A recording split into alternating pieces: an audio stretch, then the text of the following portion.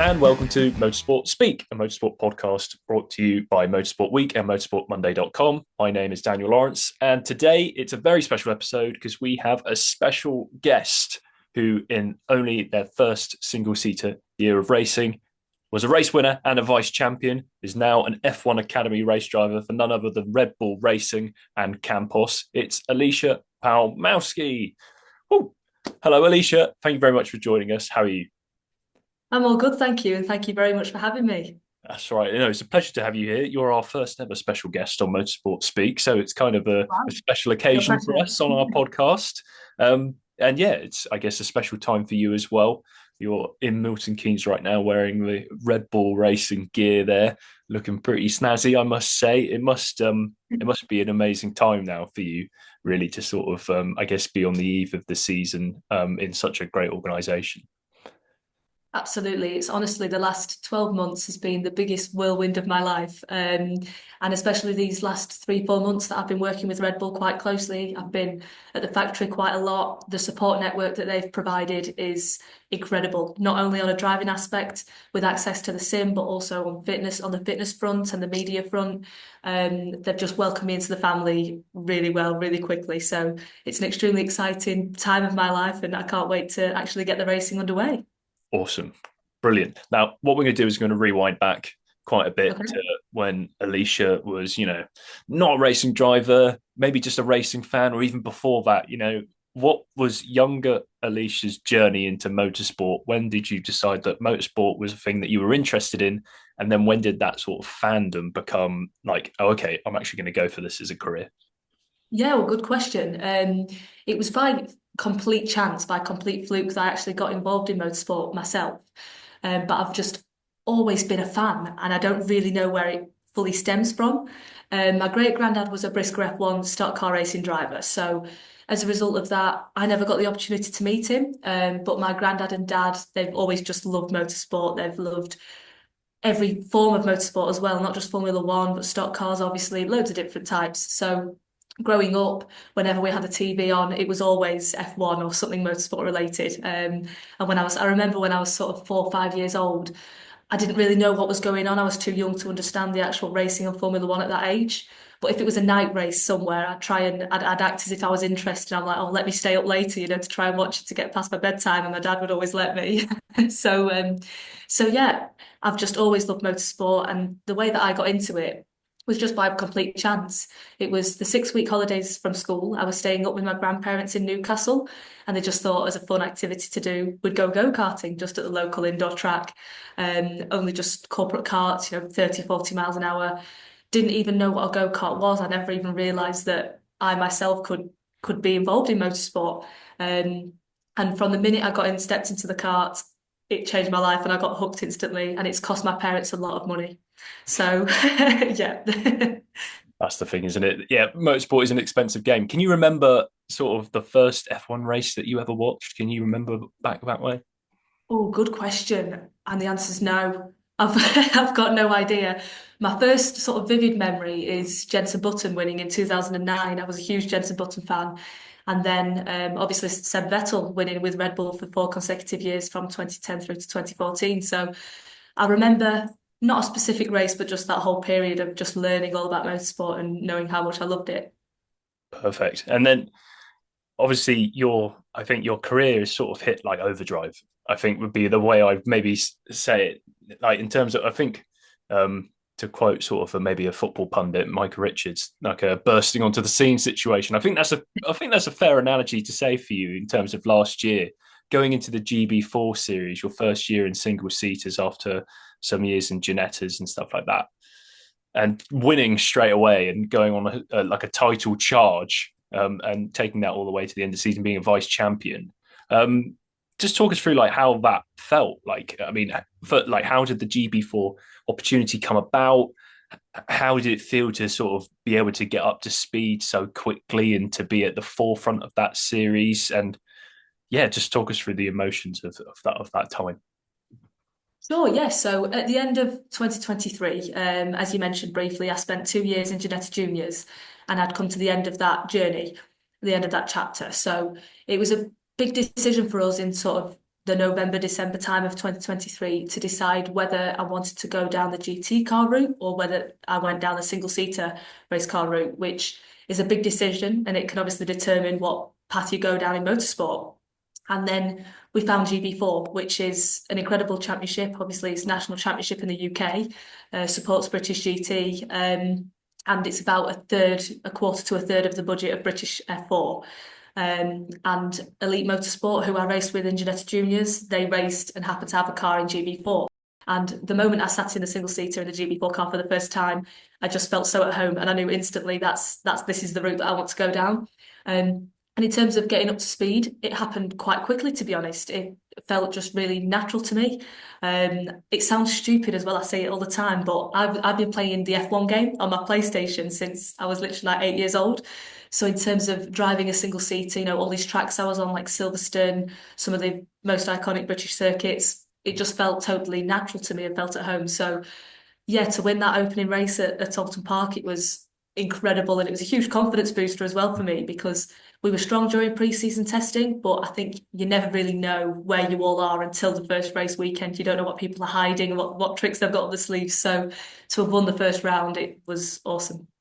Awesome. It's crazy you say Alton Park because I've literally got just behind me here a little Awesome. Alton Park. You've got them all going on there. I love Yeah. that. Well, I'll tell you why.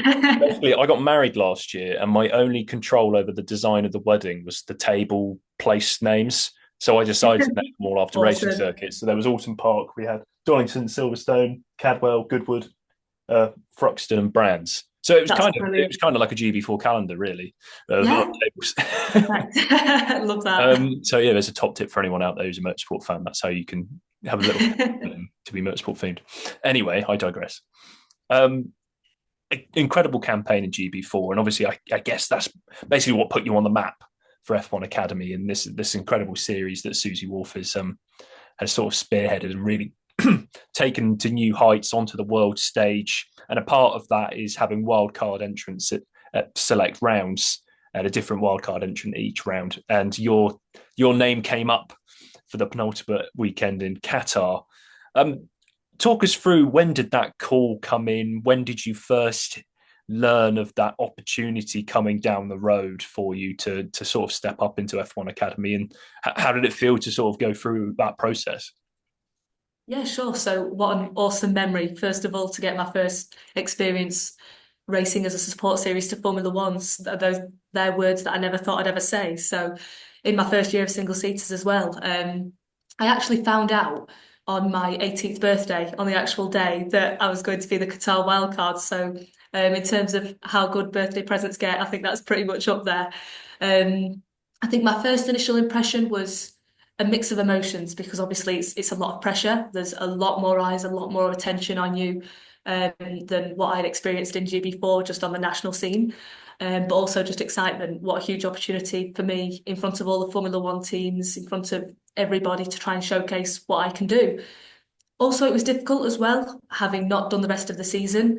Naturally, I was a little bit on the back foot. I didn't know the cars quite as well as the other drivers, since they're the Gen 2 F4 car, whereas I was used to the Generation 1 F4 car racing in GB4. So it was a big learning curve weekend for me, but I think it sort of stood me in great stead now for going into this season. I've got a better idea of what to expect and the format of a whole race weekend. So it was amazing. Yeah, and you certainly acquitted yourself well. I think out of the wildcard appearances, I think yours stood out as being one of the most adept that we saw across the year. And I guess that is vital as well, considering you're going into the series this year and obviously getting that opportunity to be a full-time F1 Academy racer with Red Bull. Um, how again, I guess it's like a steamrolling of opportunities. GB4 comes along, a wild card comes along, and then all of a sudden Red Bull come calling. To have a team that's so, like, I guess, steeped in sort of success at the highest level, to have them sort of put you up on this sort of, I guess, pedestal and this great opportunity, how did that feel? I guess a sense of pride. Huge sense of pride. When we joined the GB4 Championship, it was always, and we went down the single seater avenue, as I was talking about before. It was always with aspirations of trying to secure a seat in F1 Academy for the 2025 season. And in an ideal world, it would have been with the support of a Formula One team. And I'd have initially at the start of last year, I'd have loved to be linked with any Formula One team. I was like, if I could just get noticed, how do we do this? But then when we sort of got in contact with Red Bull, I mean, you've said it yourself, they're a team with an extreme amount of success in the sport. They've got a huge history, some of the best drivers in the world, and the caliber of drivers they have is extremely high. And in terms of their commitment to F1 Academy, it's the most of any other F1 team on the grid. They've got three drivers, obviously myself, the V-Carb driver, and also the Red Bull Ford driver. So for myself to be in the main Red Bull racing team with the support of Pepe Jeans as well, it's just absolutely amazing. And I can genuinely say I've learned more in the last 4 months being with Red Bull than I have in the last 10 years of my career. So it's really the experience so far has been life-changing. That's incredible. And have you had much sort of interaction with the F1 side, the F1 team side of things, the drivers, maybe Christian Horner? I know you were at the F1 75 on Tuesday. Have you been able to sort of pick the brains of the F1 guys at all? Yes, to be honest, as you mentioned at the F1 75 Live, I was actually sat on a table I was sat next to Liam. Max was opposite me, Christian was there, Helmut. I'm best mates with Jerry as well now. She was there as well. So just to be amongst these people, let alone get the opportunity to talk to them one on one, is just incredible. I always say that I'm just a huge Formula One fan. Before I'm a racing driver, I just happen to have this amazing opportunity that I've got, and I'm so privileged to have it.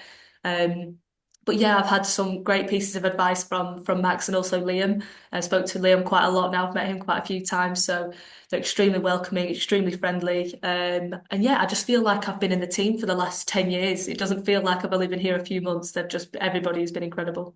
That's brilliant. And I think it speaks to not only what you said, but I think outwardly you can see that sort of commitment that Red Bull has made to F1 Academy, which is great to see. And also what's great, I think, of F1 Academy is that it is putting you and your fellow drivers on that world stage, and being part of F1 75, I guess, is just commitment to that. This is a world first event for Formula One. It was broadcast live across the world, and F1 Academy got their chance to be a part of it as well, which I think is incredible. And what did you make of the night? Obviously, you were able to soak up being with the Red Bull team, and but what was your impressions of F1 75 as a whole? F1 75 was awesome. It was genuinely I'm still on like cloud nine. It was genuinely one of the best experiences of my life. I mean, I even went on the red carpet. I mean, that's something that I never thought I'd ever do in my life. The people you meet, the amount of talent in that room was just incredible. And I mean, if you'd have told me if this event would have been 12 months ago, I'd have 100% been there, but in a grandstand because I'm just such a huge F1 fan. So to have been on the actual Red Bull racing table itself as well. There was an F1 Academy table as well, but I think that also shows and is testament to the amount of support that I'm getting from Red Bull, the fact that they placed me on their actual table. Um, but the event itself was just awesome. And obviously each team had their own sort of 7 minute slot to reveal their cars. Everybody did a completely different thing in order to reveal the car. So it was just such an exciting night. And I'm such a huge Take That fan as well. So the fact they closed the show, I was absolutely buzzing. I was singing along. Oh, brilliant! Well, yeah, take that. That was felt like it was a bit of a throwback for me. Take that. I mean, I was sort of I think when I was younger, it was sort of Let It Shine was a pretty big song, wasn't it? But they didn't do that one. I would have liked a bit of Let It Shine. But yeah, I mean, I was there as well. It was an incredible atmosphere, an incredible event. I was in the stands. I mean, yeah, not quite as good a seat as you had, um, but yeah, I thought, wow, I think they really pulled it off, and I would like to see that event come back next year. And I think talking further about obviously the connection between F1 Academy and Formula One, and obviously the importance of F1 Academy of sort of increasing representation of female drivers in motorsport, trying to sort of develop that talent so that it can progress through the single seater pyramid, and that we could eventually end up with a female driver in Formula One. Of course, I imagine that is your personal goal, but how does it feel to be part of this series that has put in so much time and effort to, I guess, increasing female representation in motorsport? I mean, it's an open paddock on the F1 weekends, which I think is great, that fans can just walk in and experience F1 Academy. You're in the international broadcast of your races, and I can imagine it's, I guess, the Alisha that grew up watching motorsport, if she had that opportunity to see the likes of you now, I think that's quite a profound impact. Absolutely. It's an honour. Honestly, it's a privilege. There's 18 young drivers that get the opportunity in the whole world, not just the UK. So for myself to be one of the drivers and one of the role models potentially for younger females is incredible. I think F1 Academy provides an opportunity to promote genuine change within the industry. I think when I go back to what we were talking about before, when I was 5, 6 years old, watching Formula One on the telly, just the lack of female representation, not just on the driving front, but there's so many different aspects to get involved in motorsport, whether it's media, engineering, team managers. There's so many different roles, but the representation was just so low. So I just simply didn't realise that I could be involved in motorsport. So I think what's great about F1 Academy is that for the next generation of 5 to 6 year olds, when they turn the TV on, they see 18 young females driving. They see all these mechanics, all these people in the media, all the different aspects. So I think it's incredible. And the fact that it's a support series to Formula One, same weekends as the other feeder series, the F2, F3. The track evolution that happens throughout a race weekend, which I've now got a respect for, having experienced it at Qatar. It's something that you don't experience in other race weekends without Formula One going out and laying rubber down on the circuit. So in terms of ourselves developing as drivers and getting the experience of how to adapt and how to deal with that, you can only experience that on this paddock that we're on, on being a support series to Formula One. So from a driver development perspective, it's helping all of us young females massively. And yeah, I just can't wait to get started and get to Shanghai. Wonderful. And yeah, that was one of the things you say about obviously experiencing the track rubbering up and the track evolution. That was one of the things that really struck me last year was the scheduling of the races and the qualifying sessions. F1 Academy seemed to sort of have such a broad spectrum from session to session. It could be early morning to the last session the following day. And like, I think that, as you say, a really great education for the drivers. And another thing you mentioned, obviously, it's being part of that pyramid and all the teams in F1 Academy are operated by, I guess you could say, a sort of junior team sort of legacy outfits, and obviously you're attached with the Campos racing outfit. I saw on your social media recently you visited the Campos facility. What's it been like? Obviously, not only do you get to be a part of the Red Bull family, but you're a part of this institution of junior single seater racing that is Campos. How's that been? Yeah, really good question. Campos are incredible. They're an incredible group of people. The factory is incredible as well. They're also a team with a huge amount of success in the feeder series. They've won almost everything they've ever entered, I think, at some point. Again, the caliber of drivers that they've had and that have ended up and gone through to Formula One after having raced with Campos. Isaac, obviously, Hadjar has just been in F2 with Campos. He's now obviously in Formula One. So the knowledge they have is incredible. The support from them is equal to what I was saying about Red Bull, to be honest. They add to the support network that I've got. We have obviously access to their sims at the factory and just all very similar to what I said with Red Bull, to be honest. I'm very lucky as well that they're based in Spain, so they're not too far away either. So yeah, it's incredible to be racing with them. I've only joined them for the last month, I'd say, where we've started doing some racing and some pre-season testing. Obviously, the actual pre-season testing kicks off next week. But yes, they've been incredible. We've got a huge amount of support, so looking forward to the rest of the year, and hopefully it can be a successful one. Yes, let's talk about that. Let's talk about targets. I can imagine the target of any racing driver is to go out and win as many races as possible and to be champion. So I'm imagining it's a silly question, really, but I'm going to ask you anyway. What is your target for the 2025 season? I think my target is to win. It's exactly what you've just said. And I genuinely believe all 17, 18 drivers on the grid should say the same. I think you've got to believe that you've got the ability to win. And I do believe that we can win. Although still being realistic, I'm totally aware of what a challenge that's going to be. It won't be easy. There's multiple second year drivers coming back this year. 4 of the tracks out of the 7 on the calendar are the same tracks as what were on the calendar last year. So these second drivers have the experience of these tracks that the first year drivers such as myself don't. But I'm fortunate that one of my teammates is Chloe Chambers, who is a second year driver. So we can hopefully bounce off each other. The team will have some more data from these tracks that we're returning to. So and with the support network around me, with Red Bull and Campos, they're giving me the best opportunity I can to win. So yeah, if I could be sat here in 12 months' time, having been champion, then that's incredible. But obviously, still the main aim is to learn and develop as a driver. That's the whole purpose of F1 Academy. So as long as I leave the season a stronger driver than I am sat here now talking to you, then it will have been a success. Wonderful. And then obviously you mentioned the tracks, a slightly different calendar from the GB4 season, I think it's fair to say. Are there any tracks that you're really excited and keen to try out for the first time? Which venues are you most looking forward to? Another good question. You're making me think. I think Las Vegas actually, which it'll be bittersweet because it's the final round of the Mm. year. So that'll obviously be heartbreaking that it will come to the end. Seems like ages away now, but I'm sure it'll come quickly. But I just think the whole event itself, the atmosphere will be incredible, and the cooler temperatures as well. I think that'll be more familiar to what I'm used to here in the UK at a Yeah. cold 1, 2 degrees Brands Hatch. So having watched F1 there last year, I think the circuit was very green. They struggled for grip. It was very slippery. So I think I thrive in those sort of conditions when, low grip. I'm used to a car moving around just due to my previous experience in Jeanette Juniors as well. So super excited for Las Vegas, but also Shanghai to kick off the year, the first and last round, let's say. It's a very, very different circuit. It'll be a big challenge. I'd imagine tyre wear is going to be quite high, but just super excited to get it all kicked off and underway. Wonderful. And I'll end on this last question. We were talking about liveries and obviously the liveries being unveiled in Formula One. Have you had a chance to look at the design that's going to be on your car this season? And are there any sort of tips or, insight you could potentially give us? No, I haven't seen it yet, actually. So I'm in the exact same boat as you. Okay.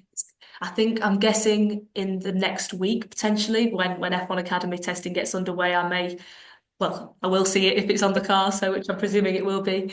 So I'm super excited. That's going to be a really proud moment for me when I see it and when I get in it, knowing that I'm going to be the only driver on the grid with that Red Bull Racing support. So super excited, but no, I can't give you any more than that. Sorry, because I don't know. Well, at least we know it will be blue. So there we go. That's I'd one imagine thing so. we I know. don't think it's going to be pink.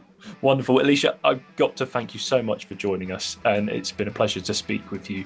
And yeah, good luck for the season. And let's hope that you arrive in Las Vegas with that Autumn Park and Brands Hatch cold temperature knowledge and you're in the position to take the title then. But yes, thank you very much. Thank you so much for having me. Thank you.